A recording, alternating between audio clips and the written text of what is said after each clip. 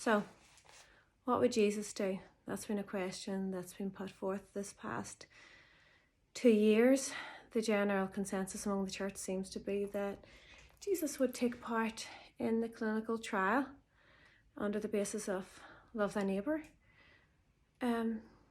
Doesn't really make any sense, as it doesn't stop you from getting it or passing it on, so it's purely a selfish act to take it. But I have maybe a different interpretation of Jesus that you might want to think about. I'm going to pull apart the Christ of faith and from the historical Jesus and talk about the historical Jesus. That's my Jesus. My Jesus is a homeless leader who was executed as a rebel.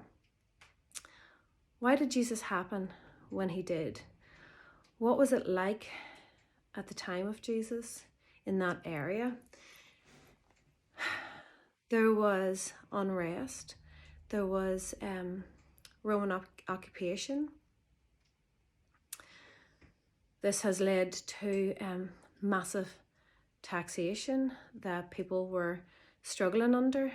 It was an agriculture. Agriculture was expanding, and they were moving it into a commercialization of an agricultural society. They realized that they could get more profits, they could maximize profits if they could take the land instead of just taking a peasant's surplus. But it was difficult to get land because it was handed down generation to generation. So no peasant was willing to give up their land. So how are you going to get it from them? Well, they all needed money, so you could loan them money and charge them an interest rate of anything from 25 to 250%, and they would foreclose and you would own the land. We haven't learned anything in 2,000 years, have we? So what did Jesus say that you could do about this? He was against passivity, but he was also against violence. So he taught a third way. That's a different thesis for Jesus. What is the third way? Well, let's take Matthew and Luke.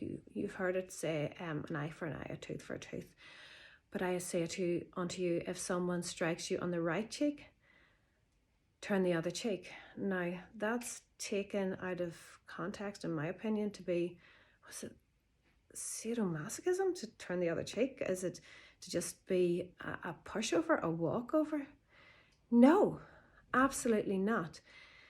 He specifies right cheek, which would mean that it would be a backhand from a right hand that struck you, which is degrading. It's to demonstrate superiority. You would only backhand somebody who you believed was lower than you. The left hand was used for unclean tasks.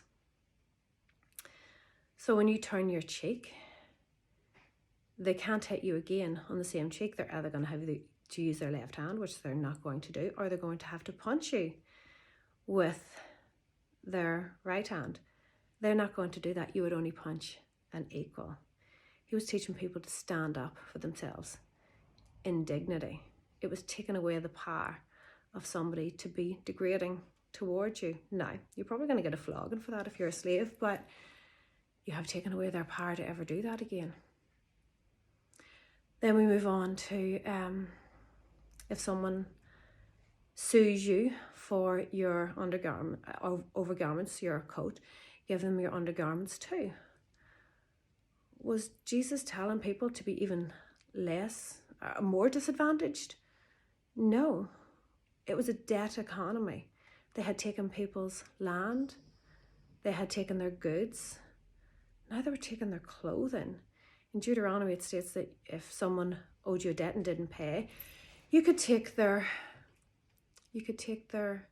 outer garment, but you had to return it in the evening to them, and then you could take it again the next morning. But if you give them your undergarment, that's you stripped naked. What else can you take? I'm naked now. Can you take my body? That's the only thing left. Nakedness was a huge taboo. More so for the person who was viewing somebody else naked than for the person that was actually naked. Again, it was turning the system on them.